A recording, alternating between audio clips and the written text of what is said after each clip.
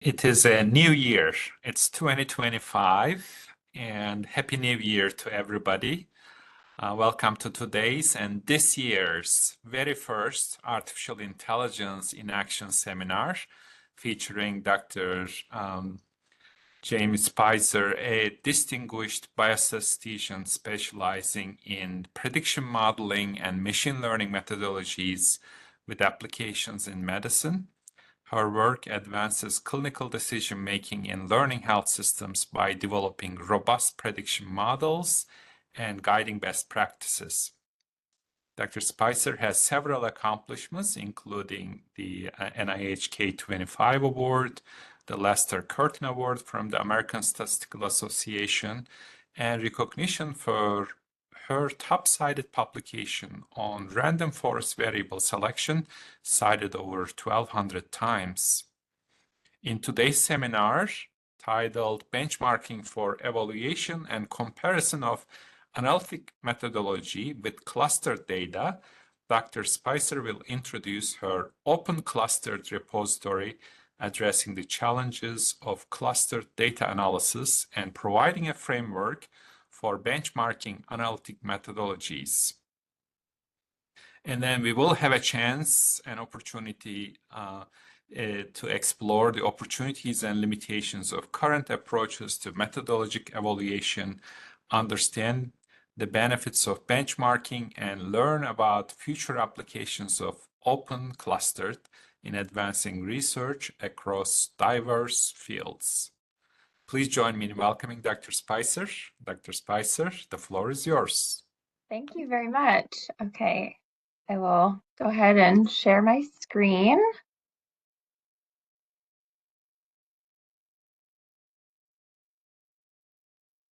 Okay, does that look all right? It looks wonderful. Thank you. Okay, awesome. Well, thank you for that gracious introduction and for having me speak at the seminar today. I'm excited to share some of the work that I've been doing over the past year, which has been funded by a CTSI pilot grant, as well as a supplement from the Center for Biomedical Informatics, which of course, has evolved into the Center for AI. So I'm very thankful to this group for providing some of the funds to support this work. And as well, Dr. Gherkin mentioned my Career Development Award funds the rest of my time. And so today, as was mentioned, I'm going to talk about clustered data. So we'll talk about ways that we can evaluate and compare methodologies via data simulation, as well as benchmarking with open source data. And then I'll talk about our R package that we've been developing, which is called Open Clustered. So I will talk about some of the motivation, the data sets, functionality, and go through an example benchmark study. And then I will conclude with some avenues of future work. Okay, so I think probably most of you know that I am a classically trained statistician, but I do dabble in some machine learning research. So a lot of kind of the flair of my presentation today will come from that kind of background with statistics in mind. So a lot of the focus of my work deals with clustered data, which is when observations are correlated within some sort of grouping structure.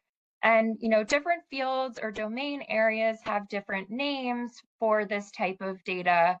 I think most statisticians will call it clustered data, but there are other names such as hierarchical data, group data, multi-level data.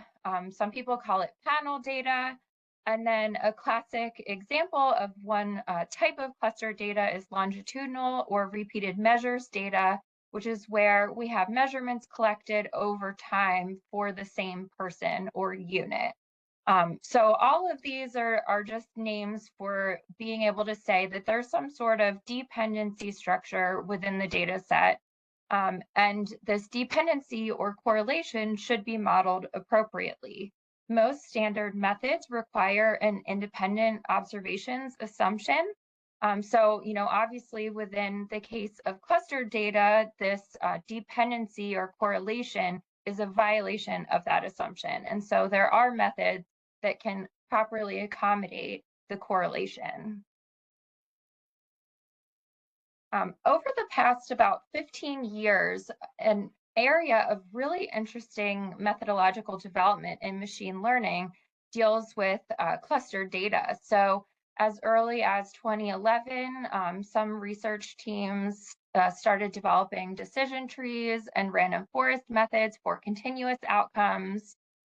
Binary or generalized outcomes are a little bit trickier to handle, so those types of methods came later.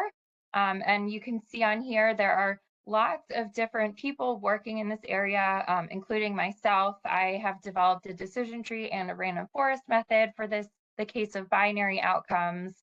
And so, kind of the point of this slide is there are lots and lots of new analytic methods for clustered data, but very few studies have actually directly compared these methods. And so it's really important to be able to compare these methods to know which methods are best in different types of scenarios. And to do this, there are two main approaches that are used in the literature. So the first is called a data simulation study. So this is where we generate data based on formulas that are specified by the user or by the programmer. And you can generate a lot of different scenarios, and then you apply methods to these synthetic data sets over many replications. A lot of studies use thousands or even more than that.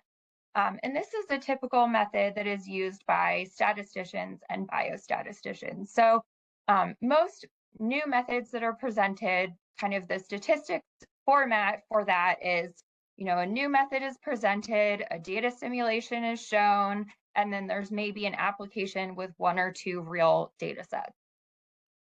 So that's kind of a summary of data simulation. Another approach is benchmarking with open source data. So in this case, we gather lots and lots of open source data sets, and then we apply the methods to each of the data sets and aggregate the results over these performance metrics. And this is a typical method that has been adopted by computer scientists, bioinformaticians, and people working in AI and ML tend to kind of skew toward benchmarking approaches. And so now that I've introduced these two methods, I'd like to kind of go through some of the pros and cons for each of them. So first, I'll start with data simulation studies.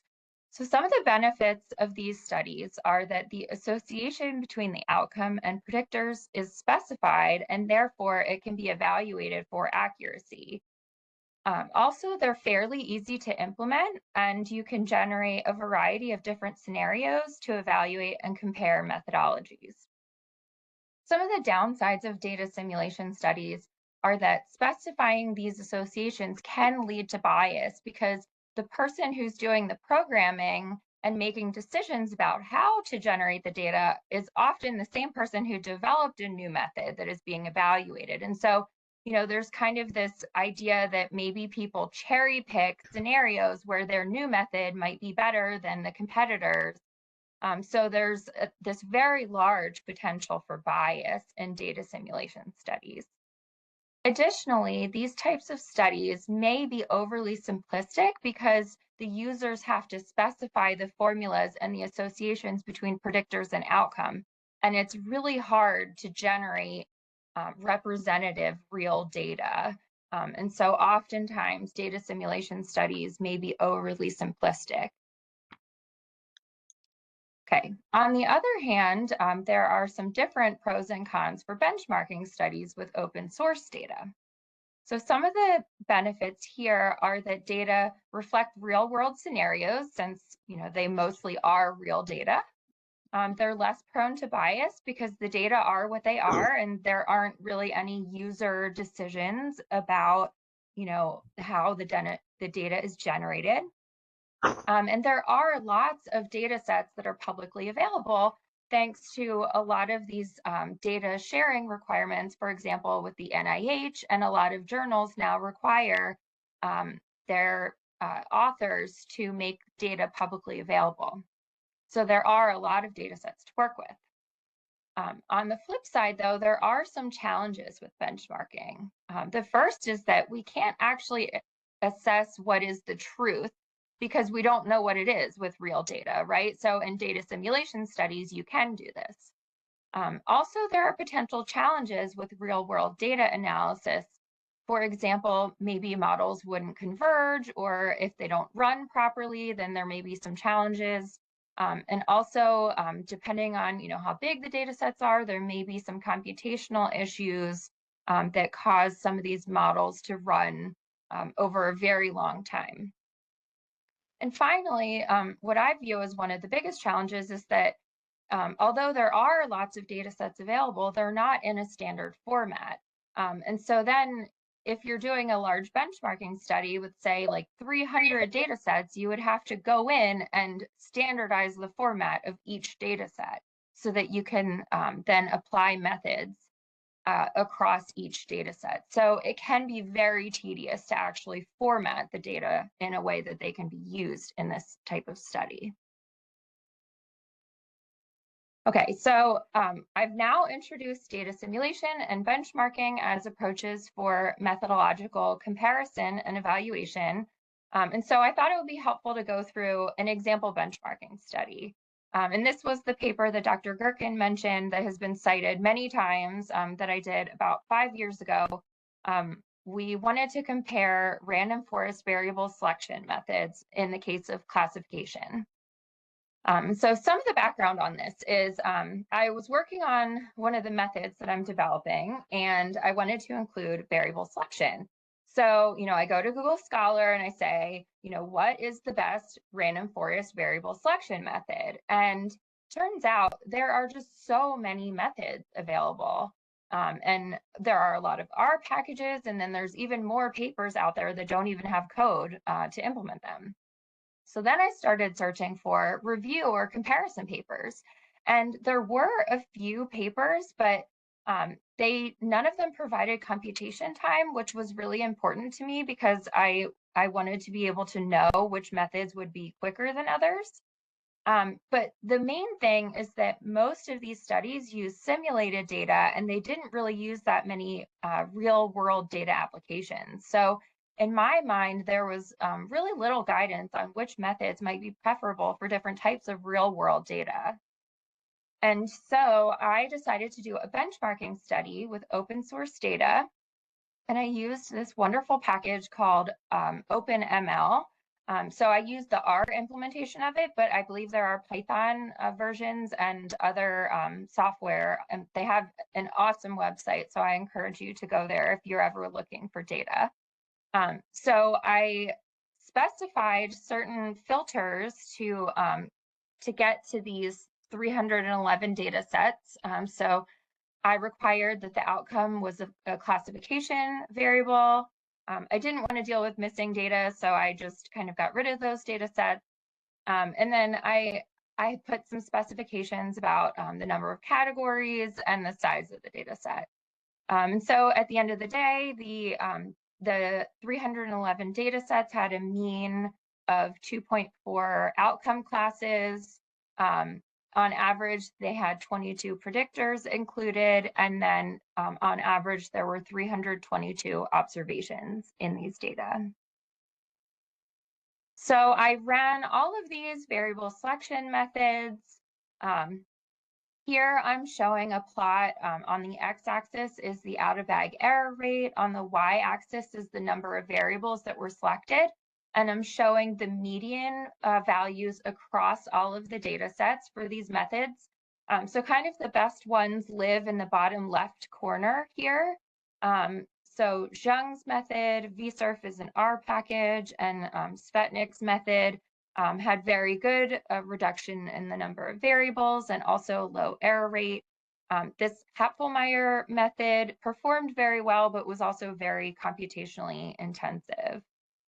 So then in addition to looking at all of the data sets overall, we were able to subset based on different characteristics. So we also looked at binary outcomes and then data sets with lots of predictors. So, we kind of saw some different methods performing better than others in those cases. So I think I've kind of touched on a lot of these, but I really just want to emphasize these points that methodologic evaluation and comparison is absolutely essential for scientific rigor. And these types of studies are very high impact because researchers really need this sort of guidance to help them pick optimal methodology for their studies. And I would argue that, I think data simulation has been historically done, especially for in the statistician realm. But I think that we need more benchmarking studies to help guide methodology selection. And in particular, I really think there's a need for comparison of some of these newer AI and machine learning methods versus standard statistical models that have been around for a long time. And so kind of that's all of the motivation for the work that I'm doing. And thinking through benchmarking, one of the key things that you need are data resources. So I mentioned in the study that I did earlier, this OpenML package. There's another data repository called the Penn Machine Learning Benchmark Repository that's come out in the past few years, which is also a very good repository to use for this sort of thing. And both of those build off of other data repositories that have been in existence for a while, like the UCI machine learning repository, and some of them also pull in Kaggle data sets. But unfortunately, none of the existing repositories have clustered data, which is my main research interest. And so, you might ask the question, well, why don't we just have some clustered data in a data repository? It seems like it should be really easy as a next step. And it turns out there are a lot of challenges with clustered data. So the first one isn't specific to clustered data, but it's really hard to access data. And often, data sets are stored on different websites, and you need to go through the IRB and get exemption status and then sign a data use agreement. And a lot of these have clauses that you cannot publicly share the data. So, it really is challenging to develop a repository, with open data sharing when you sign a form that says that you won't give out the data set to anyone. So aside from that issue, data are really not in standard formatting, even within the same study sometimes. So we have a kind of special consideration here with clustered data of how the data is formatted in long versus wide format. So long data is where you have multiple rows for each cluster, and wide data is where you just have it like each variable would be a different label. So then it would be a very wide format. And so there's a lot of challenges with clustered data because you often have to merge them in from several different data sources, and variables are often not consistently named across different clusters. An example I can give with this is with longitudinal repeated measures data, say collected at year 1, year 2, year 3, etc.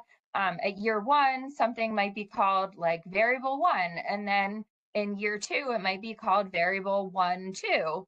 And so then you have to really be careful about matching variables together and merging them in from different data sets. So all of this to say, it is a huge pain to put these data sets together. And what's even more unfortunate is that this time is often wasted redundantly by researchers working on the same data sets because everyone has to get the data use agreement themselves, and then they're all wasting this time, and it's just hampering scientific progress, in my opinion. And so the objective of this pilot study was to develop a repository containing clustered data sets and their metadata. And to do this, I used two approaches. Sorry, let me get rid of this. Okay, so the first approach was to use real-world data sets from studies of aging in older adults. And then the second approach was to basically find whatever we can online and include those data sets. So I will briefly talk about the first approach, which was using real data sets. So At the beginning of the pilot grant, we requested 4 data sets from the BioLink repository, Health ABC, ERIC, MESA, and CHS. And then we created a key variable list of about 50 variables that we harmonized across the 4 studies. And these included a mix of fixed variables as well as repeatedly collected from year to year. And we defined standardized naming conventions and formatting for each of these data sets. However, progress is pretty slow. It was just a 1-year pilot grant, so our goal was to get done as much as we could, but it's very tedious to match up all of these variables.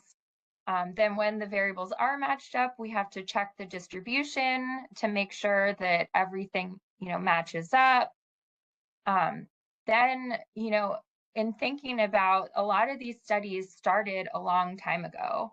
And so over time, the way that we collect data can change, right? Or, the way that we like to have data formatted today is not the same as it was, 30 years ago. So you think it should be straightforward for some variables, even like race. We would think we could just match them up across the studies and it would be easy, but it's really not. And it takes a lot of time and effort and attention to detail to get all of these variables harmonized properly. And again, as I mentioned earlier, per our data use agreement, we can't actually share the real data. And so we are currently developing an R package called OpenLong, which doesn't have any real data, but we are sharing the code that we are using that harmonizes the data sets into an analyzable source. So this is for people who actually go to BioLink, request the data sets, and then they can use our code once they have the data downloaded from BioLink. And then in addition to this, we are working to simulate synthetic data based on these real data sets. And this is for users who don't have access to the real data, or for methodologists, who want to do some benchmarking type studies and they don't really care about the real data per se. Okay, so now I'm going to shift to our second kind of backup approach, which was to just find as many data sets as we could online. And so, as I mentioned, this was a 1-year pilot study, so we didn't have a ton of time to do this. So because of that, we decided to only use binary outcome data sets. And basically, we were able to pull data from a variety of sources. So we found a lot of data sets on tutorials for mixed effects analysis. We also pulled some cluster data sets from R packages that allow for this type of analysis. So some of the data sets came from there. Some also just came from GitHub websites. When we searched for new methods, a lot of them include the data that they use. So we were able to get some more data sets from GitHub. And then also we tried to find textbooks on cluster data analysis and then include the example data sets that they include either in their book or in the problem set. Our goal was to keep the package as simple as possible. And so in line with this, we did very little data processing. So basically, we renamed the outcome variable to be called target. We renamed the cluster variable to be cluster ID, and then we put everything into a long format such that the clusters have multiple rows in the data. And this was basically all of the processing that we did. And this also is in line with some of the language of the other data repositories like OpenML and the Penn Machine Learning Benchmark use these terms as well. So we were trying to be consistent. So overall, we found 19 data sets to include. And of course, we're still working on expanding it. So in addition to just having the data sets, I pulled data from their documentation, which included the data set name, the outcome variable, the domain area, whether it was simulated or real data. A few of them were simulated, but most of them were real. and then the origin of the data set, which included the website, paper citation, or software package that the data was pulled from. And at the end of the day, we actually did have pretty good representation from a variety of domain areas. And these included medicine, political science, linguistics, education, oceanography, and zoology. After we identified the data sets, we then created code that would calculate some of the metadata characteristics. And again, this is in line with the OpenML and the Penn machine learning benchmark terminology and what they include in their metadata. So we use the number of observations, the number of predictors or features, the number of clusters. We specify the type of analysis task as either classification or regression. And of course, for this study, it's all classification since we have binary outcomes. And then in the case of binary outcome, we include the number of classes in the target variable, as well as the imbalance, which we define as the percent of observations in the minority class. And then finally, we include information about missing data across the observations. Okay, so now I'm going to show some screenshots of the R package. So Nate O'Connell did a lot of the programming for this. So it's on his GitHub page called Open Clustered, and this is what it looks like when you pull it up. Okay, so the first step to using it is to install the package. So here's some of the code for installing it and then loading the package in R. Next, I'm showing how to view the metadata and dataset information.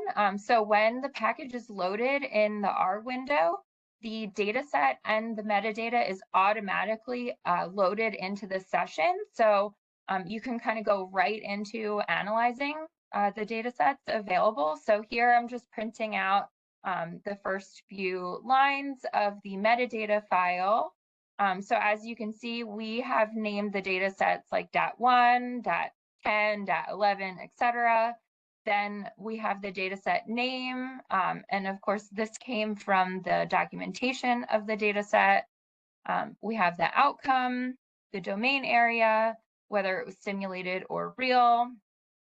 And then we pull in those characteristics about the size of the data sets, the number of clusters, imbalance, and missing observations. So, it's great to be able to look at all of the data, but it's probably better and easier to digest this in a plot.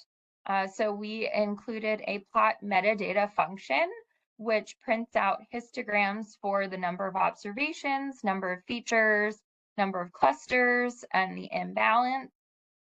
So here you can kind of see the distribution of the types of data sets that we have.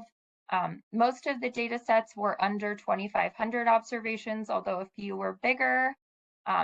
The number of features, we had a maximum of 20 in our data sets.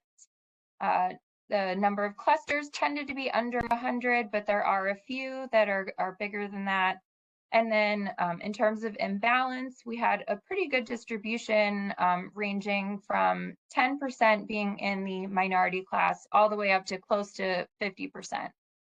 So, I think overall these are a good representation of data sets to do benchmarking studies on, since these characteristics differ. So in addition to plotting, we can also present a table of some of these metadata characteristics. It's a little cut off there, but we print out the mean and standard deviation, as well as the median and the range. And then I think one of the most useful functions that we have developed is the filter data, which allows the users to subset data based on characteristics. So here we're looking at the number of observations greater than or equal to 1,000 and filtering based on linguistics domain area. And so then after we use filter data, then we can use those selected data sets in the plot and the table functions to look at some of those. So we had 3 data sets that met these criteria, and then we could do analysis on those subsequently. Okay, so now that I have introduced the open clustered package, I thought it would be helpful to go through an example benchmarking study. So, I think in the statistics world, there's an age-old debate about whether frequentist implementations or Bayesian implementations are better for, different analyses. So I thought it would be fun to do a little benchmark study of these methods for generalized linear mixed models, which is the traditional method for analyzing clustered data. So in the upper right-hand corner here, I'm showing the formula for a generalized linear mixed model. So we have our outcome variable y, which is connected to the predictors by the link function g. And then the x beta are the linear effects for our predictors. And then zb are the random effects that adjust for the clustered measurements. And so we did a little benchmarking study to compare the frequentist GLMM, which we implemented in the LME4 package, and the Bayesian GLMM was implemented in BRMS, which uses an MC-MC method to get estimates across the Bayesian method. In both cases, we used unstructured covariance, and we included a random intercept for the cluster level.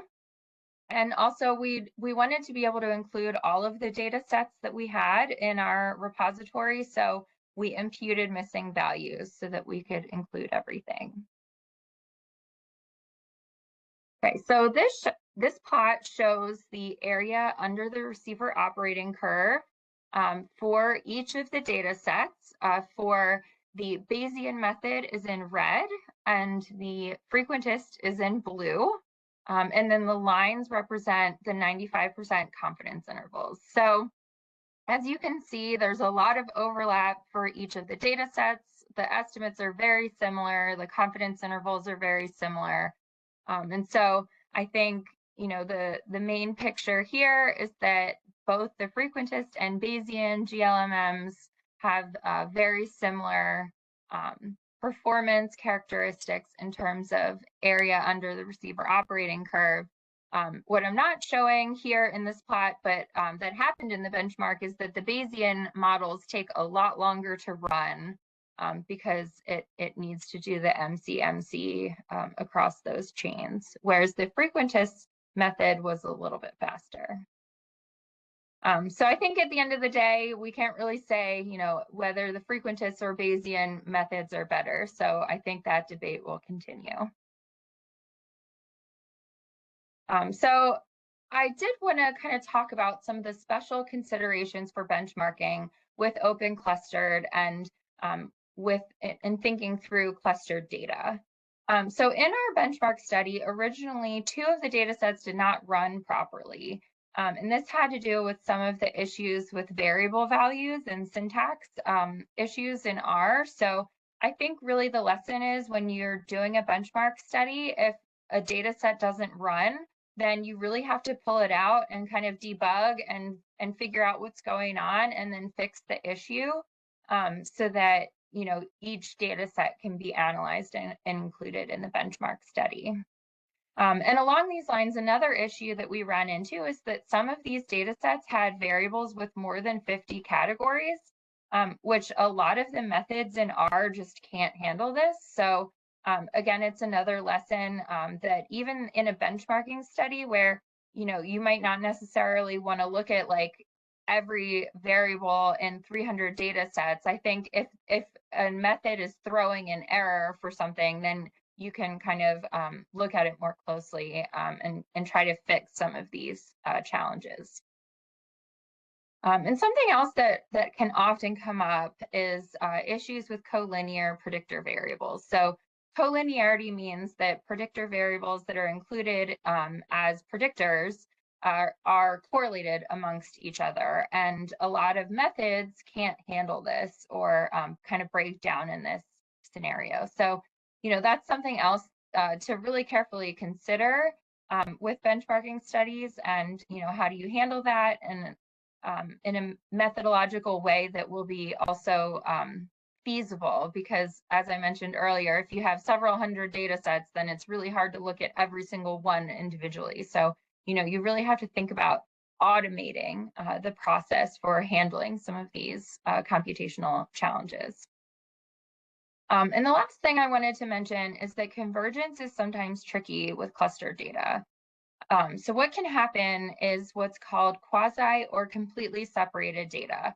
And this is the case where one or more variables that are included either perfectly or almost perfectly model the outcome. And in the case of clustered data, if this happens, then traditional statistical methods will kind of throw an error message and they won't provide any estimates for the model coefficients. And so basically, this is like, you want your predictor variables to perform really well, right? But you also want to be able to compile a model. So it's just something to consider with clustered data overall. Again, that's not like a machine learning thing or a benchmarking thing. It's just something that you really need to be careful about thinking through. That the predictors you have are actually true predictors and not outcomes. So I think sometimes when we see this quasi or completely separated data, we might have some mixing issues going on. Okay, so I know I talked about a lot of things today, so I kind of wanted to summarize everything. So the Open Long R package, which is in progress, and Open Clustered are the first data repositories for clustered data sets. Open Clustered includes 19 data sets with binary outcomes that can be used for benchmarking. The R package includes functionality for filtering based on characteristics and summarizing data sets. And then the last part that I did was I showed a use case of Open Clustered with an example benchmark study for frequentist and Bayesian generalized linear mixed models. There's a lot of future work that should be done in this area, and that hopefully we will be able to do in the next few years. Mainly, it involves expanding these repositories. So for the Open Long package, we are still working to finalize the 4 data sets, and then we hope to add more with future NIH R01 grant submissions. For the Open Clustered package, we would like to add data sets with continuous outcomes. And we plan to develop a process so that users can submit data that can be included in the repository. But for now, if you have one that we could include, you could shoot me an email and I would be happy to include it in the package. And we plan to submit an NSF grant that would kind of work on expanding the Open Clustered package. And kind of the overall goal that I'm working toward is being able to evaluate and compare analytic methods for statistical and AI or machine learning approaches with clustered data. I'd like to say a big thank you to all the people who helped with this project. Nate O'Connell did a lot of the programming for the R package, and he did a great job with developing the benchmark code as well, and the README page is great. Byron Yeager was leading the programming efforts for Open Long, so lots of tedious work that he did. I'm so appreciative. Denise Houston is going through a massive spreadsheet of variables for Open Long to make sure that everything looks good. And Brian White is a master's level programmer who helped with a lot of the data sets. And as well, I'd like to thank my Caliber intern from last summer, Simmer Carr, worked with some of the data sets, and she presented on some of this last summer. So again, I'd like to thank the Center for AI and the CTSI for the funding for this project. It's been a lot of fun to work on. and we have a lot of work to do also. So I'd love to open it up for questions at this point. And I should also mention, we're happy to collaborate if anyone is interested in joining our group. And here is my QR code for my website. So you can navigate to the GitHub page from there and kind of see some of the papers that I discussed. Thank you very much. Several people virtually clapped, and I am just doing it physically here. Thank you. This was a wonderful presentation. Thank you so much. I found the GitHub page for open clustered, but I couldn't find open long. So I put it in chat, the open clustered one. Yeah, the open long one isn't really ready for public consumption yet, I'd say. So yeah, hopefully we'll be able to roll that out by the summer. Wonderful, great. So let's encourage our audience to put their questions in the chat or raise your hands if I can see them. There's already one question from Mustafa Rezapur. Mustafa, are you in a place where you can turn your microphone on and ask it yourself? Yes. Thank you very much. Your presentation was very, very great. First of all, I'm going to admit that this cluster data is one of the most difficult data to work with. Actually, at the Center for AI, Dr. Guken has kind of a project, and I work on that project. And in that project, we had kind of such cluster data.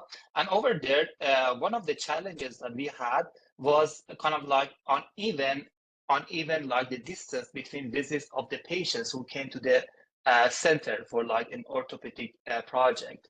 Over there, so we use mixed effect models, and we try to just use that intercept as a covariance.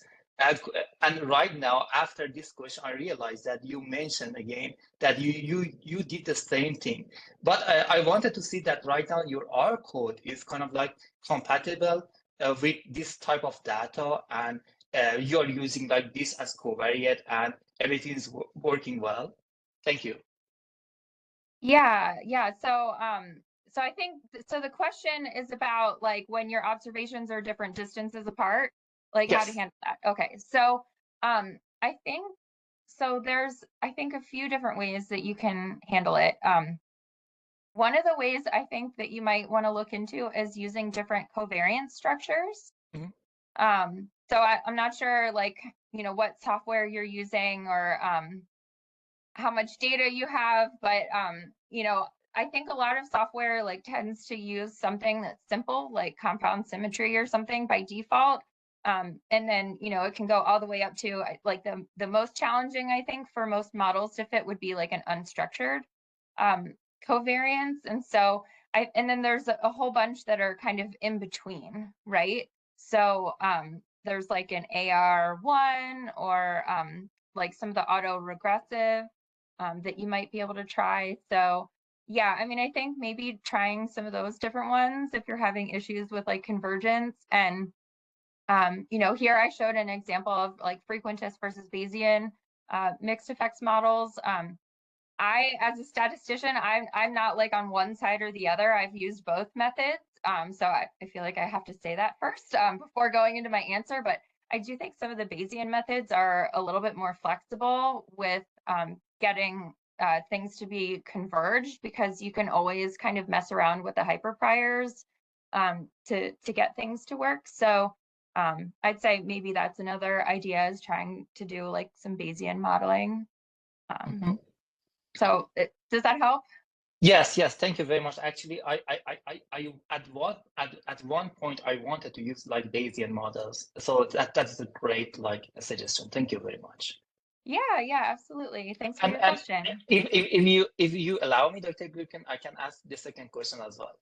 Yes, sure. please. Yes. So the second question is regarding you mentioned that one of the issues was about the convergence of the algorithms, and that was due to having one perfect predictor, and you said that the algorithm diverges in that case.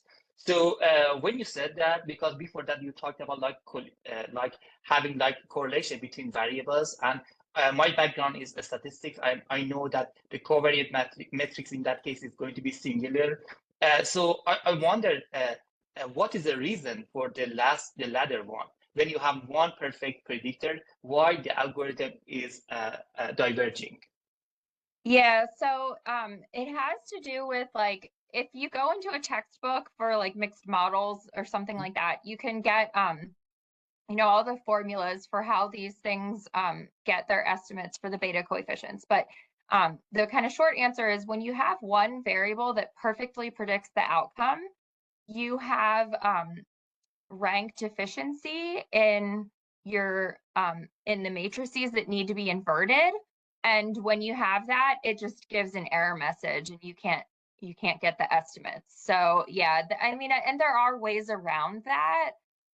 But especially like I think I mentioned, like when you have kind of mixing of predictors and outcomes, I think especially in medicine, sometimes it's a little confusing whether something truly is like a predictor or is it an outcome. And then if you're seeing this perfect separation, then it probably is an outcome and it was erroneously included as a predictor. So I think mostly if you have cases of completely separated data, then it's an error with how the data set is compiled.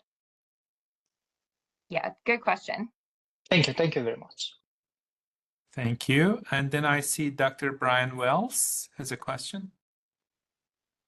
Yeah, thanks. Great stuff, Jaime. So back during my training, I almost felt like benchmarking was like this dirty word, like everything has to be a simulation because you got to be able to control everything.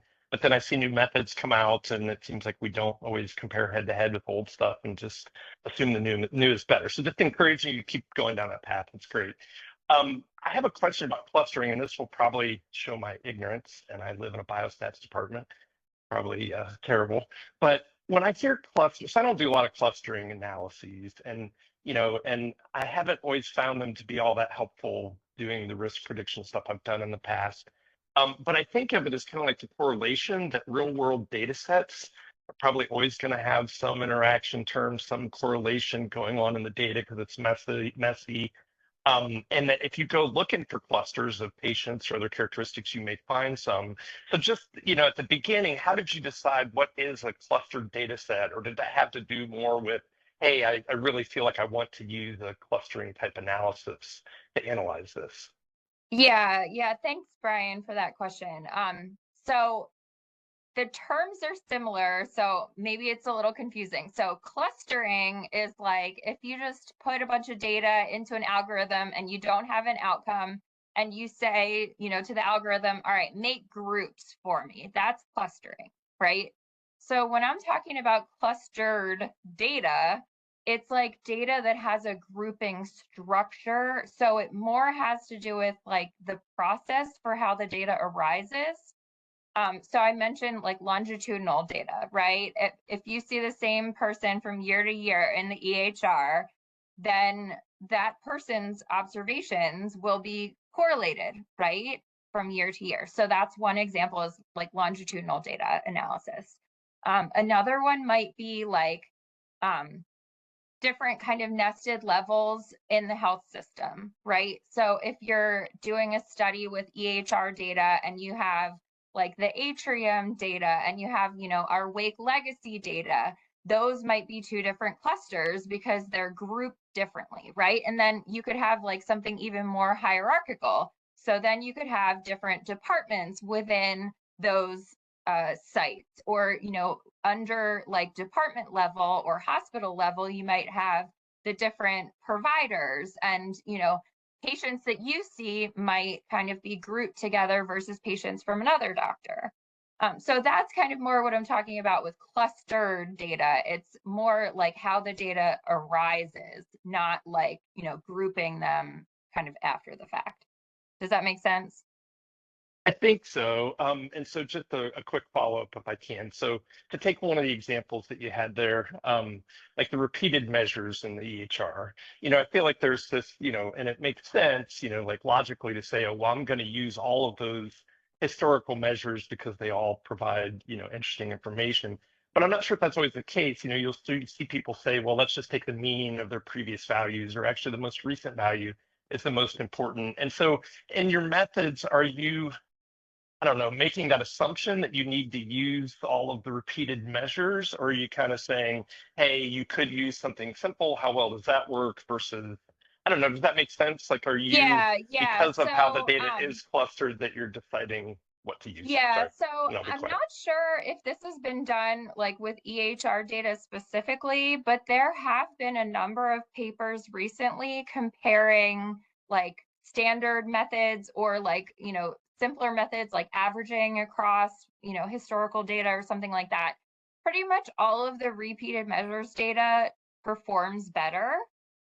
Especially with machine learning type stuff, because you have more repeated measurements. And then you also have this correlation structure that if you know about it, you can leverage that to then improve accuracy. So everything that I've seen, it makes me think that, using this sort of mixed effects methodology is better than some of the simpler methods.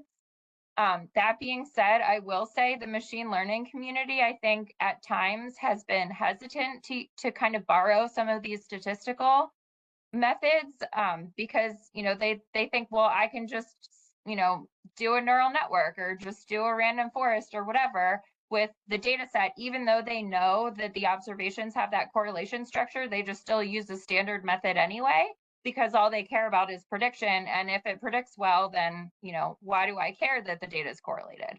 And in the statistical realm, we really care about that because it violates the independence assumption, right? And then it'll mess up like the standard error estimates and the p-values and significance, et cetera. So, I think like the two different communities kind of think about it different ways. And so my argument to the machine learning people who said, well, why should I care, is my argument is that you can improve the performance if you can leverage that correlation. That's good. This is a forum where Great, we thank have you. both communities coming together. So just, I think we should all care, right? Richa has a question. Richa, are you in a place where you can turn your microphone on? Ask that yourself, please. Sure. Can you hear me? Yes. Hey, thanks so much for this talk. I actually have been like wondering about how I could use, this longitudinal data, but like couldn't come across how this works. So just practically, like whenever I tried to get into this, like does everyone in the testing set have to be in the training set? Like what if there's a new patient with no historical data, so like there's no cluster ID for them in the testing set, like the model doesn't know who they are? Will that, like, is it specifically only for people or for predictions where everyone you're predicting on has some historical data that the model's been trained on? Like, I can't imagine that being too useful. Yeah. Life, Yeah, thank you. That's a really good question. So I'll give you my opinion on it. It is not really agreed upon, I'd say, in the community. But the way that I handle this is I always tend to do like a data set split where, well, I do it two different ways. So the first way is I put all of the historical data up until the last observation in the training data. And then the testing data is the last observation for each person. And that can differ for person to person, right? So then that's one way that you can predict out like future observations. And then I think there's another way you can do a train test split, which is where you split it like at the person level. So like all of the data for a person is either in the training or in the testing. So then that would kind of represent like new people coming in, totally independent without any historical data. How would the model predict on that? So I do it both ways. That being said, like I've reviewed a lot of papers for these types of methods and people do it in different ways. I think often it also depends on like clinically what you care about or what you see, and like, what the purpose of the prediction model is. Right, Yeah. right. Yeah. Okay, that's good. I know that's a really detailed question for everyone else, but like I've always been curious about what, how you do that split for these cases. Yeah, and I mean, I think like that's another like topic that, this type of benchmarking data repository can serve as a resource. If you don't know how to do something, set up a benchmark, do it yourself. I mean, that's how my random forest variable selection paper, I never intended to do it, but I had a question that no one else had answered, so I did it myself. And it turns out like thousands of other people have the same question too. Yes. So yeah, and that's like what I'm really trying to work toward is there's a lot of these open methods questions, and there really aren't good data repositories to do benchmarking on to answer them. Well, thank you so much for your work. It's very, very interesting and useful for us. So Yeah, thank you. thank you. Let us know, Richa, if you write a paper on this. Oh, I will. Thank you. RC has a question. RC, are you in a place where you can turn your microphone on and ask yourself? Yeah, hi. Great talk. I'm really glad you're developing this type of tool for everybody to use. Can you just talk a little bit more about, I guess I fall more in the camp of the machine learning guy who cares about the predictions. Is the independence assumption only for like a linear model? And then do you see these deep models capturing these clusters in their, in their latent space? Yeah, so thank you for that question. There's one method that I'm aware of that offers a mixed effects neural network. So that one I know for sure can handle kind of the clustering in the data. I haven't seen any papers specifically comparing like a standard like deep model that doesn't do anything additionally about the correlation. With some of these other mixed effects models. So, again, this sort of data resource repository hopefully could be used to answer a question like that.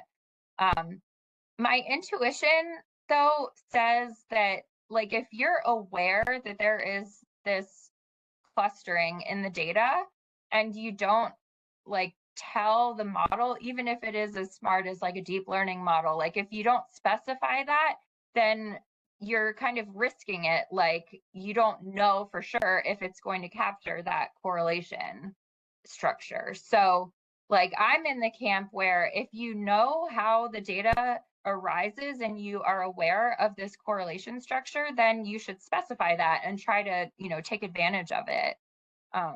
So I hope that kind of answers your question. I don't think anyone has done a direct comparison with deep learning models. But there are a few mixed effects neural network methods out there.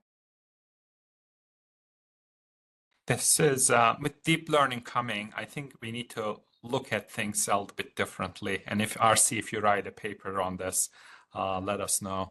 And well, I think you're starting to answer the question, and maybe you can comment on whether you think this is in line. It's not my model, but there's something called like a temporal fusion transformer for time series forecasting. And one of the things it includes are static variables as well as like future known variables, like what time of the year it is, what day of the week. So do you think when you incorporate that type of thing into the structure, it handles for these, clusters that you're seeing? Yeah, that's a good question. I think like some of these time series models are a little bit of a different beast than like clustered data. Like with time series, you might have like continuously monitored data, and you have like so much data to go on, which sometimes is the case with longitudinal data, but typically not. Like I think even like a big longitudinal data set might be only like 20 repeated measurements versus like in time series, I don't know, you might have like thousands or millions of repeated measurements. So I think like the intuition might be a little bit different. Yeah, and again, like just thinking through, like, AI methods tend to do better with huge data sets, right? Or, more and more data. So because like cluster data is usually like, it's sometimes big, but it's not huge. So I'm not sure. So I think in those cases, it would make more of a difference if like a clustered structure is specified versus left up to like a deep model to try to figure out. this is all the time we have. Thank you very much, Jaime, for asking a great question and then pursuing that question and then creating this wonderful resource, and congratulations on getting our center's grant. And then, so we will have many of these AIIA seminars, and I'm glad that we started with the right one, and we started with you, Jaime. Thank you for the wonderful presentation. Thank you, everybody, for attending and then for your excellent questions. Have a nice afternoon.